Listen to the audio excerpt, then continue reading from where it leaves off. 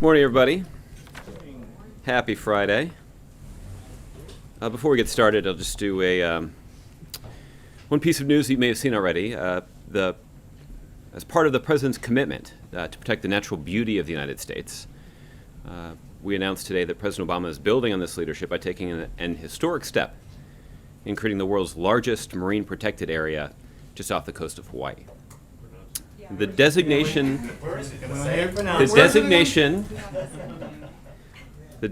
will more than quadruple the size of the existing marine monument, permanently protecting pristine coral reefs, deep sea marine habitats, and other important ecological features and resources in the waters of the Northwest Hawaiian Islands. Altogether, President Obama has protected more public lands and waters than any other president, and has protected important marine and coastal environments, spectacular natural areas renowned for their outdoor recreation opportunities they offer. And these sites often help tell the story of significant people or extraordinary events in American history. In fact, studies have shown that every dollar we invest in our national parks generates $10 for the national economy, most of which stays in local communities. And our national parks, forests, and other public lands attract visitors from all over the world, fueling local economies and supporting an estimated $646 billion national outdoor economy. So I'm happy to take your questions on the Papahanaumokuakea National Marine Monument or anything else that may be on your mind today. Thanks, Josh. There's been a little practicing this morning.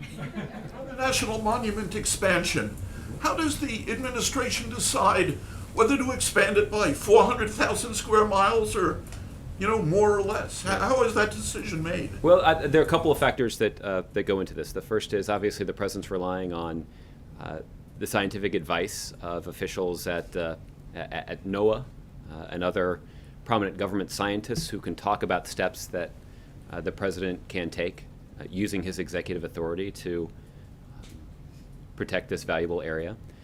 There's also important input that we receive from local residents.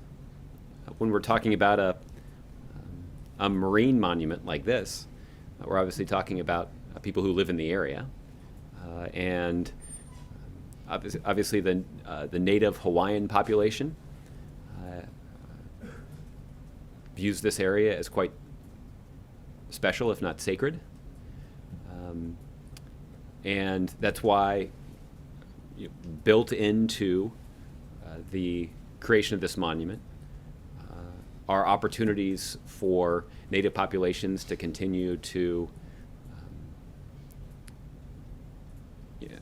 engage in the kinds of activities that are consistent with their cultural heritage. There also is, I know that, for example, there also is an allowance that people, when they get a proper permit, that they can conduct private fishing operations in the area. I know there's a limit on commercial activities in this region, but people who want to fish for themselves can get a permit from the government and potentially have it approved and be able to do so. Those are just two examples of how these kinds of designations are only enacted after robust conversation with the people who are most directly affected. And that we saw that certainly was true in Maine, where the president earlier this week designated some woodlands and waterways in Maine for special protection. There's a lot of important work that had been done with people in local communities there to not just minimize the negative impacts in their communities, but also to try to maximize the positive impact. And there is the expectation, and I noted at the beginning, the potential positive economic impact of these kinds of designations in the form of ecotourism and other things. And all of that protected water is U.S. federal waters? Yes, my understanding is this is, all of this area is within the territorial waters of the United States of America. Other waters? It is. Juliet.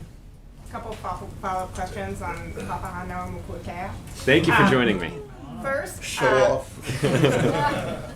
First, The president used his authority under the Antiquities Act fairly sparingly in his first term. He only did a couple of unilateral designations, and they were relatively small in terms of land and water size. He's obviously invoked it quite frequently in his second term. Can you talk about what's propelled this shift for him to use the Antiquities Act as aggressively as he has in his second Well, term? I think an important part of this, Juliet, is what I was just talking to Mark about, which is that these kinds of designations are not issued on short notice.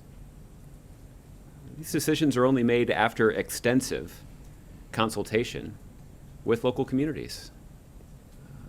I know that there were, I think this is true both in Maine and in Hawaii, that this is literally the culmination of a years-long effort to protect these pristine waters in Hawaii while ensuring that the way of life of native Hawaiians is also protected. And that requires a lot of negotiation and a lot of consultation and extensive follow-up. So that would account for some of this, which is that it took years to get this going, and we're starting to enjoy the benefits of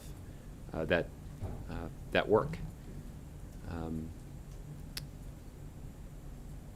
I know that there also has been a realization that there is a role for Congress to play in terms of setting aside certain territory, lands and waters in the United States for future preservation. But we haven't seen a lot of congressional activity of any sort, really, over the last few years. And it has turned the president's attention to more robust use of executive action. The president, I think, in each of these cases, would be happy to sign into law a piece of legislation that would have protected these waters. But we haven't seen that kind of legislative activity in this Congress, and it means the president has had to make more effective use of his executive authority, and that's what he's done in a way that will benefit not just people in Hawaii, but the American people for generations to come. On Monday and Tuesday, the president will attend meetings here at the White House. On Wednesday, as you know, the president will travel to Lake Tahoe, Nevada, to deliver remarks to the 20th Annual Lake Tahoe Summit and highlight his commitment to protecting the environment and addressing climate change. That evening, the president will travel to Honolulu, Hawaii, where he will deliver remarks to leaders from the Pacific Island Conference of Leaders and the IUCN World Conservation Congress, which is being hosted in the United States for the very first time. The president will remain overnight on Wednesday night in Honolulu. On Thursday, the president will travel to the Midway Atoll, located within the newly established Marine National Monument, to mark the significance of this monument designation and highlight firsthand how the threat of climate change makes protecting our public lands and waters more important than ever. The president will remain overnight in Honolulu. On Friday, the president will travel to Hangzhou, China.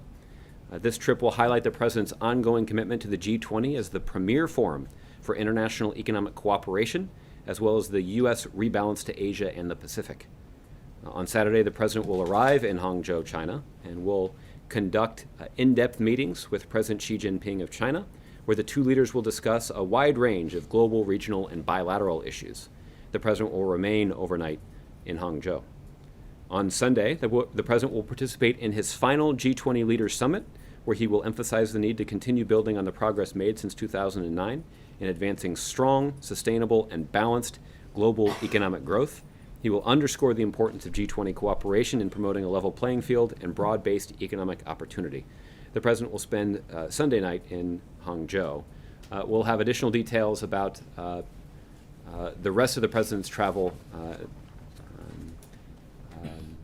next week.